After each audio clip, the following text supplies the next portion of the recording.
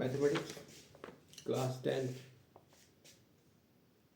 Exercise 5.3 question number 14 find the sum of all odd numbers between 0 to 50.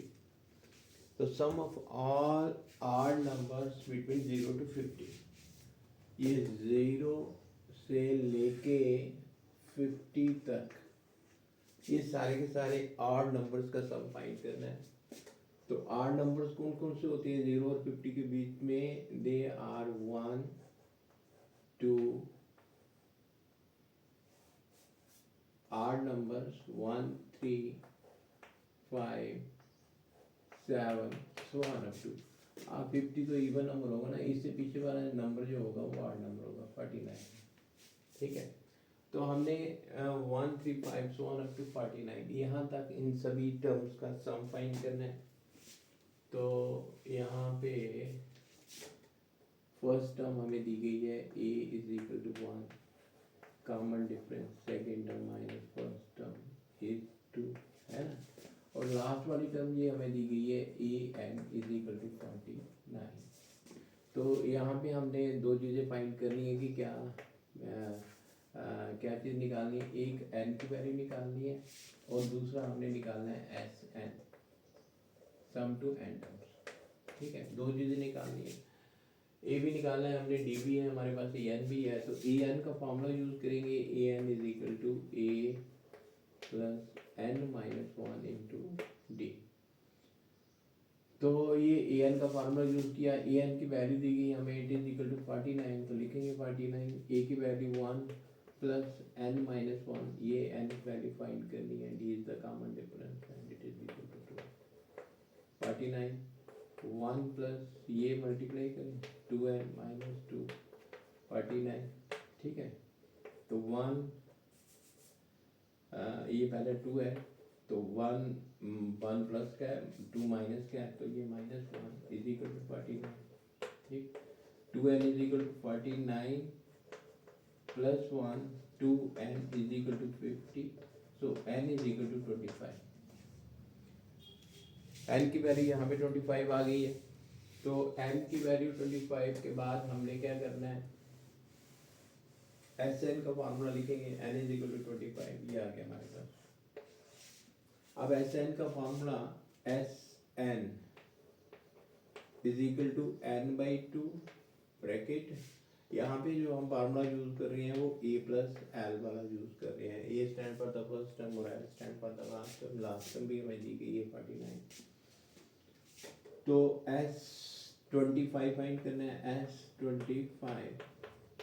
25 upon 2 ए 1 और S ये वाला last term 49। ठीक है, 25 upon 2, तो इन दोनों को प्लस करेंगे, जाएगा 25, ये इससे कैंसिल, तो 25 जब पे 25 625। ठीक है, तो ये इसका रिजल्ट हो गया। तो ये था क्वेश्चन। ठीक, इसके बाद में नेक्स्ट जो क्वेश्चन है, क्वेश्चन नंबर 15 है, a contract on a construction job specifies a penalty for the delay of completion beyond a certain date as follows: rupees 200 for the first day and rupees 250 for the second day, rupees 300 for the third day, etc. A penalty of each succeeding day being rupees 50 more than the preceding day. How much money the contractor has to pay as a penalty if he has delayed the work by 30 days? ठीक है, तो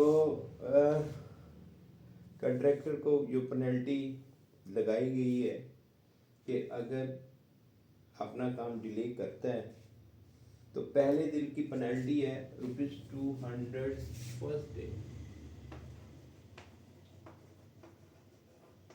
ठीक है, उसके बाद में rupees 250 for the second day and rupees 250 for the third day. 250 or 300 for the third day, and etc. The penalty of each succeeding day being 50 more than the preceding day.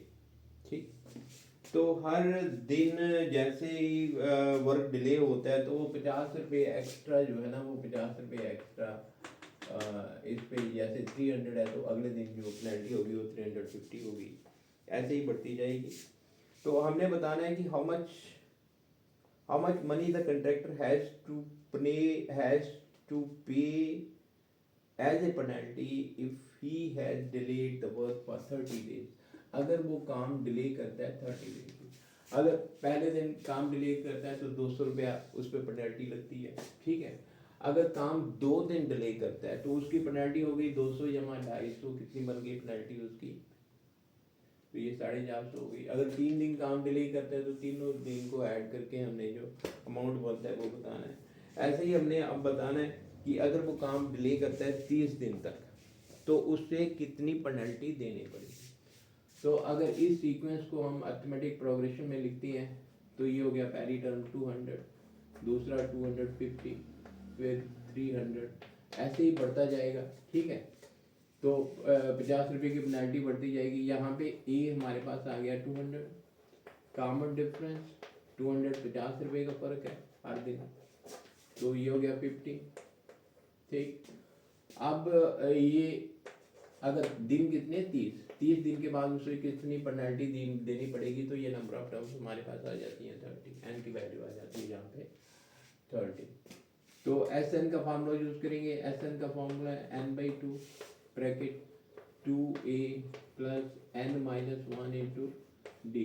यहाँ पे n की value भी है, a की value भी है और यहाँ d की वैल्यू है। इन वैल्यूज को पुट करेंगे और हम निकालेंगे 30 दिन की पेनल्टी। तो n इज 13/2 ब्रैकेट 2a की वैल्यू 200, 30 माइनस 1 और कॉमन डिफरेंस 50 ब्रैकेट क्लोज। तो ये 15 से गया 15, ये हो गया 400 और ये हमारे पास आ गया 29 इंटू 50, ठीक है। 50 400 प्लस इसे मल्टीप्लाई करेंगे 0 9 5 45 4 5 2 10 4 14, ठीक है। 1500, अच्छा ये 1450 और 400 ये कितने 1850 आ गए। अब 1850 को मल्टीप्लाई करें 0 15 5 75 7 15 7 105 15 8 120, तो ये 7 12 15 एकम 15 15 12 27। तो ये टोटल पेनल्टी उससे जो पड़ेगी वो पड़ेगी S30 is equal to 27750 means rupees 2 this he has to pay for 30 days। ये पेनल्टी उसे पे करने पड़ेगी। तो ये क्वेश्चन कंप्लीट हुआ। जो बच्चे भी इस वीडियो को देखेंगे लाइक और सब्सक्राइब जरूर करना। Thank you.